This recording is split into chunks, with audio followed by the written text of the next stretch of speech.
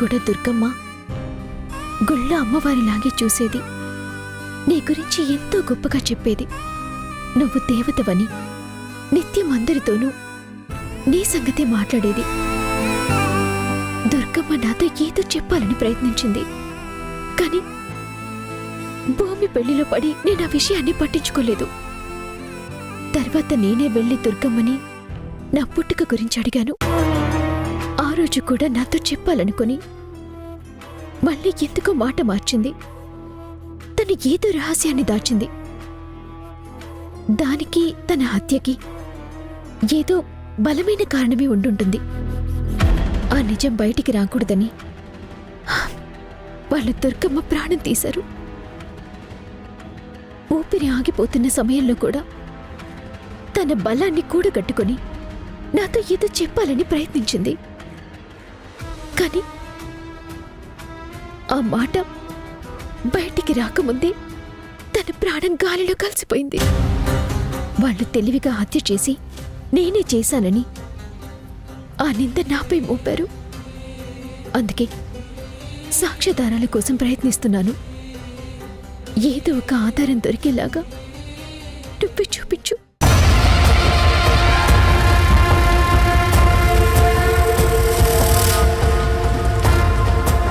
బుజ్జి, నువ్వు లోపలికి వెళ్ళు.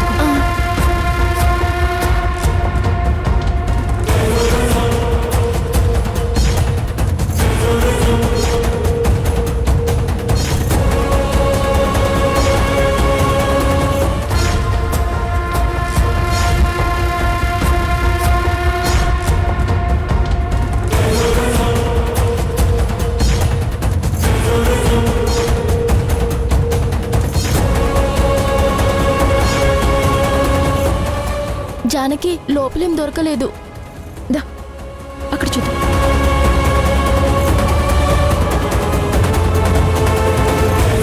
పిన్ని, ఏంటి జానకి? ఒకసారి ఇటు వస్తారా?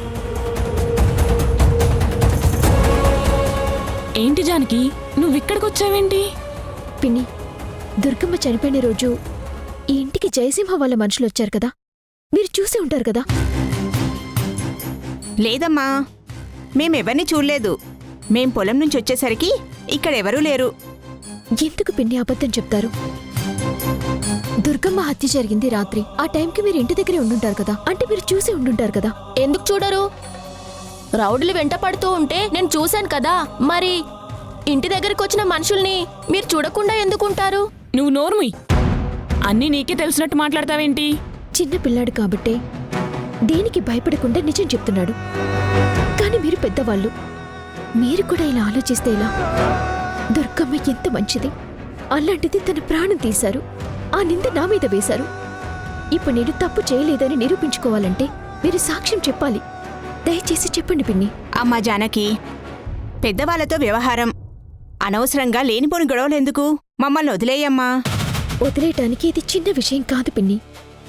నేను నేరం చెయ్యలేదని నిరూపించుకోవటమే కాదు, అసలు ఆ దుర్గమ్మని ఎందుకు చంపారో కూడా తెలుసుకోవాలి కదా. ఒక మంచి మనిషి ప్రాణం తీశారు అంటే వాళ్ళు ఎంత దుర్మార్గులయ్యుంటారు. అలాంటి వాళ్ళకి శిక్ష పడాలి అంటే చూసిన వాళ్ళు నిజం చెప్పాలి కదా. దయచేసి అర్థం చేసుకోండి. జానకి, నువ్వేంటో మా అందరికీ తెలుసమ్మా. కానీ మేమే భయపడ్డాము. ఆ రోజు జయసింహ కొంతమంది రౌడీలతో ఇక్కడికొచ్చాడు. దుర్గమ్మని బెదిరించాడు. వాళ్ళు గొడవ పడ్డం మేం విన్నామమ్మా. ఏం జరిగిందని వచ్చేలోపే దుర్గమ్మ బయటకు పరిగెత్తుకుంటూ పారిపోయింది. వాళ్ళు కూడా వెంటపడ్డారు. అంతేనమ్మా మేం చూసింది. అసలు గొడవకి కారణమేంటో మాత్రం మేం వినలేదు. చాలు పిన్ని, ఇదే మాట రేపు ధర్మపీఠం దగ్గరకొచ్చి ధైర్యంగా చెప్పండి. అప్పుడు ఆ జయసింహ బుద్ధేంటో రుద్రాణి గారికి తెలుస్తుంది. వాడికి శిక్ష పడుతుంది. దుర్గమ్మ ప్రాణం ఎందుకు తీశాడో కూడా బయటపడుతుంది. నీకు చెప్పాం కదా, నువ్వెళ్ళి రుద్రాణి గారికి చెప్పు. మళ్ళీ మేం ధర్మపీఠం దగ్గరికి ఎందుకు? నేరం నా మీద ఉంది కాబట్టి నేను చెప్పే మాటకి విలువుండదు. ఇది మీరు చెప్తే సాక్ష్యం అవుతుంది, శిక్ష పడుతుంది. దయచేసి అర్థం చేసుకోండి. సరేనమ్మా, అలాగే వచ్చి చెప్తాం. కానీ ఏం భయం లేదు పిన్ని, మీకేం జరగదు. కానీ రుద్రాణి గారు నిజం వైపే ఉంటారు. ఈ నిజం ఆవిడికి తెలిస్తే చాలు, ఆ జయసింహ సంగతి ఆవిడ చూసుకుంటారు. మీకు ఎలాంటి ప్రమాదం ఉండదు. అలాగే జానకి, రేపు ఉదయం ధర్మపీఠం దగ్గరకు వచ్చి చెప్తాము. చాలా థ్యాంక్స్ పిన్ని. ఎంత పెద్ద సాయం చేస్తున్నారు. ఈ జన్మలో మీ సాయాన్ని నేను మర్చిపోలేను. జానకి, అయితే ఇక వాడి కథ ముగిసినట్టే కదా? అవునరా, అన్ని విషయాలు రేపు ధర్మపీఠం దగ్గరే తెలుస్తాయి. పద, వస్తాం పిన్ని. మ్మ్. పాపం జానకి ఎంత బాధపడుతుందో చూడు. మనం వెళ్ళి నిజం చెప్పాలి. ఓహో, సాక్ష్యం చెప్తారా? చెప్తా.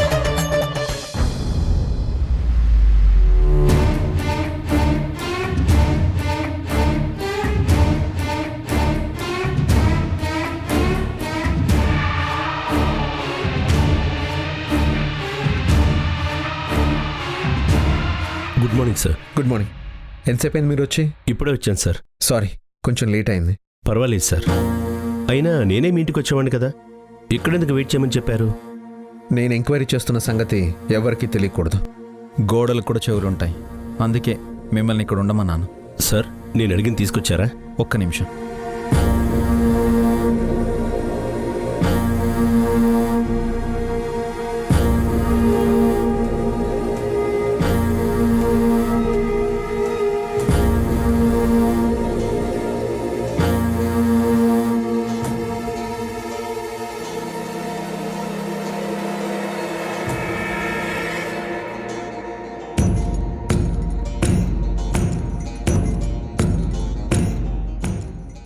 ఇదిగోండి, జానకి జయసింహాల ఆధార్ కార్డు జెరాక్స్లు ఇందులో ఉన్నాయి.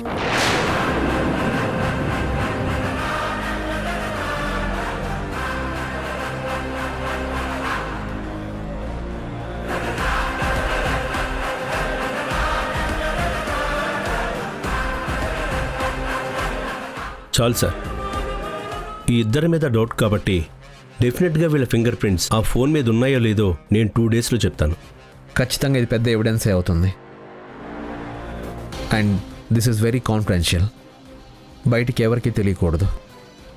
చివరి నిమిషం వరకు ఈ మ్యాటర్ బయటికి రాకూడదు. సార్, హత్య చేసిన వాడు తప్పించుకోవడానికి ఎన్నో కారణాలు వెతుకుతాడు. కానీ చట్టం వాడికన్నా తెలివైంది, సాక్ష్యం అన్నిటికన్నా బలమైంది. ఫోన్ మీద వేలిముద్రలు దొరకాలి. దుర్గమ్మ చనిపోయిన రోజు చివరి కాల్ డేటా, వేలిముద్రలు అన్నీ కలిపితే హంతకుడెవరో క్లియర్గా తెలిసిపోతుంది.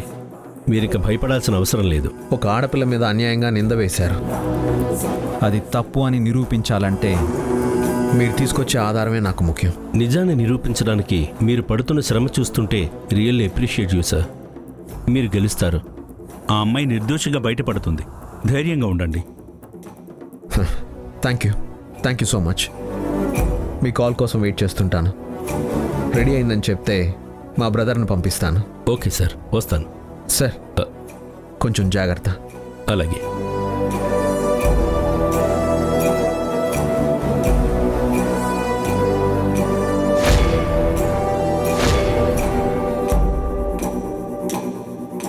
దుర్గమ్మని చంపిన వ్యక్తి ఎవరన్నది ఈ ఫోన్ మీద ఉన్న ఫింగర్ ప్రింట్స్ ద్వారా బయటకు వస్తుంది.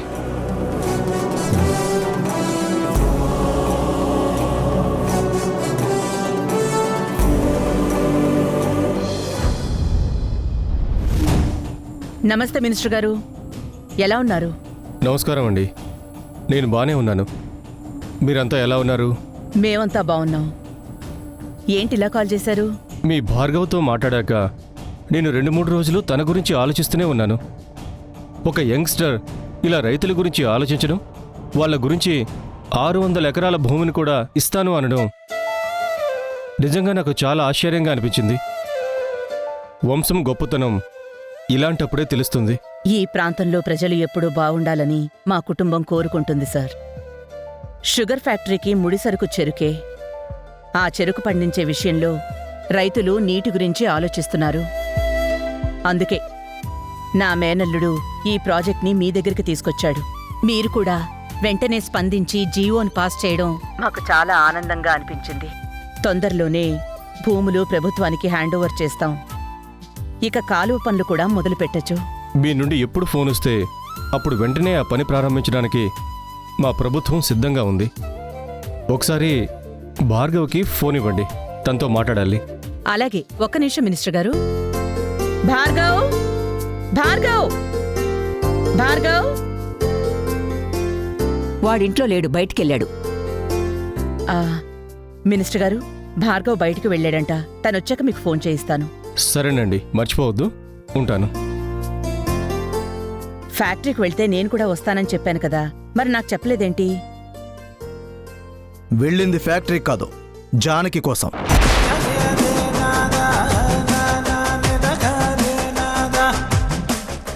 ఎందుకు? అదేంటి మమ్మీ మళ్ళీ అంత అమాయకంగా అడుగుతావు? పాపం జానకిని సేవ్ చేయాలని బాబు ట్రై చేస్తున్నాడు కదా. ఎవరు ఎంత ట్రై చేసినా నిజం అబద్ధం అవ్వదు కదా. ఆ సంగతి మాకు తెలుసు, తీర్పిచ్చిన నీకు తెలుసు. కానీ పాపం భార్గవ్కి తెలియదు కదా. ఎలాగైనా సరే జానకిని నేరం నుంచి బయటపడేయాలని తను పడుతున్న కష్టం చూస్తుంటే నాకే జాలనిపిస్తుంది. అంటే ఏంటి మీ ఉద్దేశం? నువ్వు తప్పుగా అనుకోకు. పాపం భార్గవ్ మంచివాడు కదా, అందుకే జానకి మాయమాటలు నమ్మేశాడు. ఆడపిల్ల కన్నీరు పెట్టుకుంటే ఎవరైనా కరిగిపోతారు. భార్గవ్ కూడా అంతే. ఏం చేస్తాం? ఈ విషయంలో నువ్వు బావనంటే నేను ఒప్పుకుంటా, కానీ జానకి తెలివితేటల్ని మాత్రం ఇలాంటి సిచ్యుయేషన్లో కూడా అప్రిషియేట్ చేయాలనిపిస్తుంది. నిజం వైపు నిలబడే బావని కూడా అబద్ధం చెప్పి అదే నిజమని నమ్మించే గొప్ప తెలివితేటలు జానకి మాత్రమే ఉన్నాయి. ఆ జానకి మనల్ని సాధించడానికే పుట్టినట్టుంది. వీడికెన్ని చెప్తున్నా మన మీద కోపాన్ని పెంచుకుంటున్నాడు తప్ప ఆ మహాతల్లిని మాత్రం వదలడం లేదు. బాధ్యత తీసుకున్నానని చెప్పి మరి ఇంతలా దాని గురించి ఆలోచించడం చాలా చిరాకు తెప్పిస్తుంది నాకు. ఇంకెంతమ్మా, జానకి ఇచ్చిన గడువు ఇంకా 2 రోజులు మాత్రమే మిగులుంది. 48 గంటలు గడిస్తే జానకి ధర్మపీఠం ముందు నిలబడుతుంది. నిజాన్ని నిరూపించుకోలేకపోతే శిక్ష అనుభవిస్తుంది. అప్పుడు భార్గవ్కి కూడా జానకి నిజస్వరూపం తెలుస్తుంది.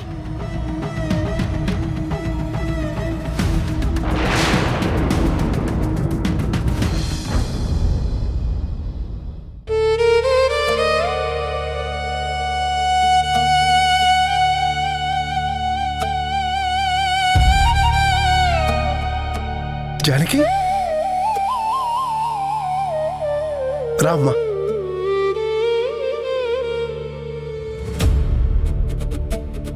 కూర్చో, ఒక్క 10 నిమిషాలు కూర్చోమ్మా. నీకు ఇష్టమైంది వండి పెడతాను, భోంచేద్దు గాని. నాన్నా కూర్చోండి. నేనింటి నుంచి శాశ్వతంగా వెళ్ళిపోలేదు నాన్నా. ఏదో చుట్టం చూపుకొచ్చినట్టు నువ్వు ఇలా మాట్లాడటానికి. అదేంటమ్మా అలా అంటావు? నువ్వు ఇంట్లో లేకపోతే ఈ ఇంటికి కళే లేదు. ఒంటరిగా ఉండాలంటే నాకు బాధగానే ఉంది. కానీ నువ్వు మాత్రం అక్కడే ఉండాలి. అప్పుడే నీకు న్యాయం జరుగుతుందని నేను నమ్ముతున్నాను. నా మనసుకి ఎంత బాధ కలిగినా నువ్వు ఇక్కడికి రావాలని కోరుకోలేదు. ఇంతకీ నీకక్కడ ఎలా ఉంది? నా ఇంటికి దూరంగా పరా ఇంట్లో ఉన్నప్పుడు ఎలా ఉంటాను నాన్న? ఈ ఇంట్లో నీ దగ్గర ఉన్నప్పుడే కదా నాకు ధైర్యంగా ఉండేది. లేదమ్మా, నువ్వు ఒక పెద్ద సమస్యలో ఉన్నావు. అందులో నుంచి బయటపడాలి అంటే నువ్వు అక్కడే ఉండాలి. భార్గవ్ బాబు అండానికి ఉండాలి. సమస్య మనదైనప్పుడు పరిష్కారం మనమే వెతుక్కోవాలి నాన్న. అందుకే ఇప్పుడు నీ నుంచి ఒక నిజం తెలుసుకోవటానికి వచ్చాను. నిజమేంటమ్మా? దుర్గమ్మని వాళ్ళు చంపటానికి కారణం ఏంటి నాన్న?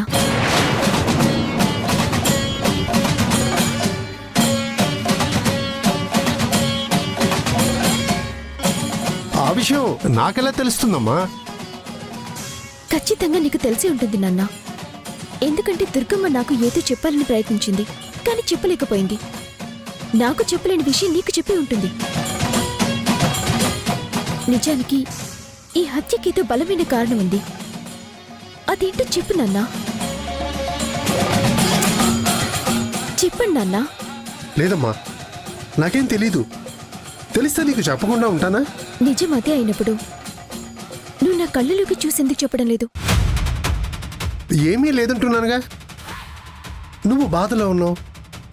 నిన్ను చూసి మాట్లాడాలంటే నాకు కాస్త భయంగా ఉంది. అంతేకాని అంతకుమించి ఇంకేం లేదు. నేను ప్రయత్నిస్తుంటే అన్ని దారులు మూతపడుతున్నాయి. నా తప్పు లేదు అని నిరూపించుకోవాలంటే ఆ నిజమేంటో తెలియాలి నాన్న. నీ కూతురు కోసమైనా నువ్వు చెప్పు. దేనికి భయపడాల్సిన అవసరం లేదు.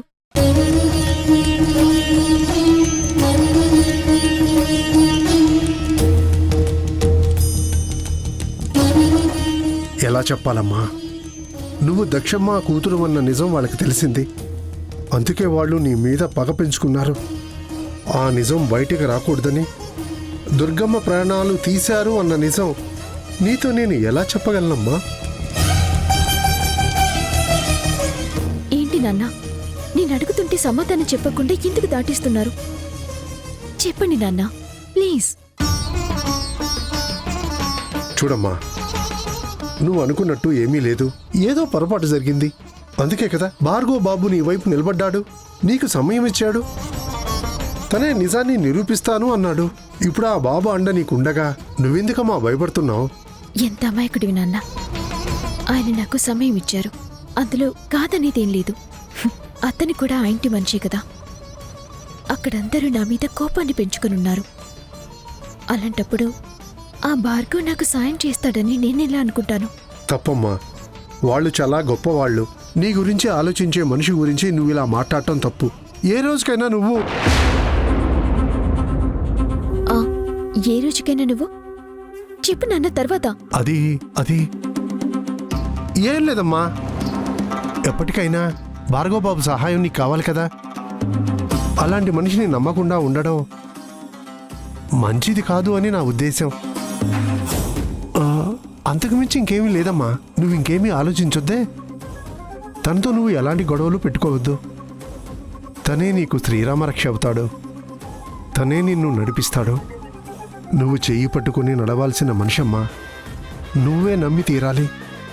ఉండమ్మా, నువ్వు తినడానికి ఏమైనా చేస్తాను.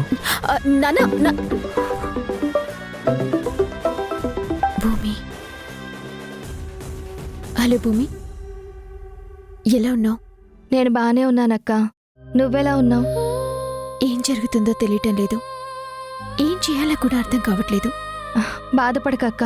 నీలాంటి మంచిదానికి ఎప్పుడూ అన్యాయం జరగదు. తప్పకుండా న్యాయం జరుగుతుంది. ఎన్ని రోజులు అదే ధైర్యంతో ఉన్నాను. మనం తప్పు చేయనప్పుడు ఎవ్వరికీ భయపడాల్సిన అవసరం లేదని అడుగు ముందుకు వేశాను. నా ధైర్యమే నాకు శాపం అవుతుందని, నేను చెప్పే నిజమే పాపం అవుతుందని ఇప్పుడు కదా అర్థమైంది. చెయ్యని తప్పుకి నింద మోస్తున్నాను. నిజాన్ని ఎలా నిరూపించుకోవాలో తెలియక బాధపడుతున్నాను. ఎవ్వరి సాయం లేని మనిషిని ఈ గండం నుంచి ఎలా బయటపడాలో కూడా అర్థం కావడం లేదు. లేదక్కా, నువ్వే ఇలా అనుకుంటే ఎలా చెప్పు? అయినా భార్గవ్ బావ నీ వైపే ఉన్నాడు కదా. ఖచ్చితంగా తను, అభి బావ ఇద్దరూ నీకు సాయం చేస్తారు. మరీ ముఖ్యంగా చిన్న బావకి నువ్వంటే ఎంతో ఇష్టం. ఫ్రెండు అని నీ గురించి ఎంతో గొప్పగా చెప్తాడు. అలాంటి వ్యక్తులు నీ విషయంలో ఎక్కడా వెనకడుగు వెయ్యరు. నువ్వు ధైర్యంగా ఉండు.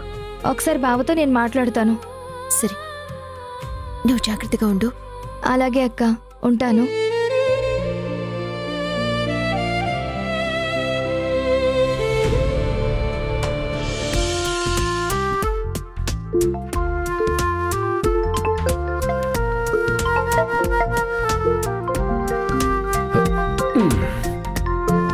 భూమి నాకు ఫోన్ చేస్తుందా?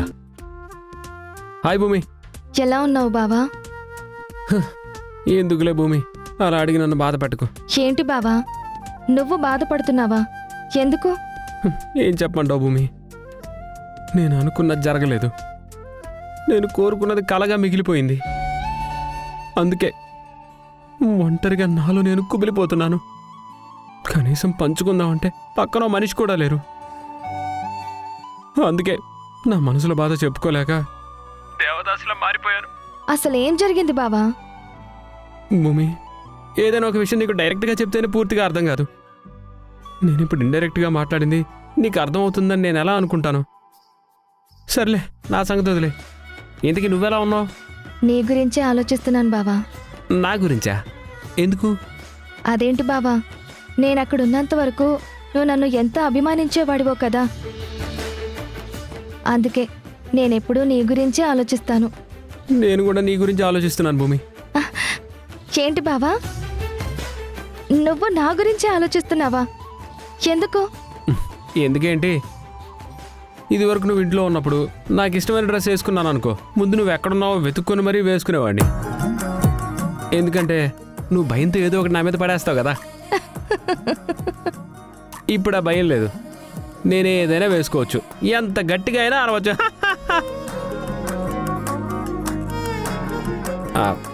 ఏంటి భూమి, ఫీల్ అయ్యావా? ఊరికే జోక్ చేశా. నీ మాటలు నాకెప్పుడు బాధ అనిపించవు బావా, సంతోషంగానే ఉంటాయి. అది సరే, అక్కడ నువ్వు ఒకదానే ఉన్నావు కదా, అంతా ఓకేనా? నన్ను అభిమానించే నాన్నున్నారు కదా బావా, మీకు దూరం అయ్యానన్న బాధ తప్ప ఇక్కడ ఇంకే బాధ లేదు. పోన్లే, నువ్వెక్కడున్నా హ్యాపీగా ఉండడమే నేను కోరుకునేది. నేను మాత్రం నీతో ఉండాలనే కోరుకుంటాను. ఏంటి? అదే బావా, అది మనమందరం కలిసి ఉండాలని నేను కోరుకుంటున్నానని చెప్పాను. అది ఖచ్చితంగా జరుగుతుంది. అంటే మళ్ళీ మనం కలుస్తామా? విడిపోవడానికి మనం ఏమైనా ఇండియా పాకిస్తానా? ఏదో చిన్న చిన్న కారణాల వల్ల ఇప్పుడు దూరంగా ఉంటున్నాం, ఎప్పటికైనా కలవాల్సిందే కదా. ఆ మాట నిజమవ్వాలని నేను కోరుకుంటాను బావా. తప్పకుండా జరుగుతుందిలే.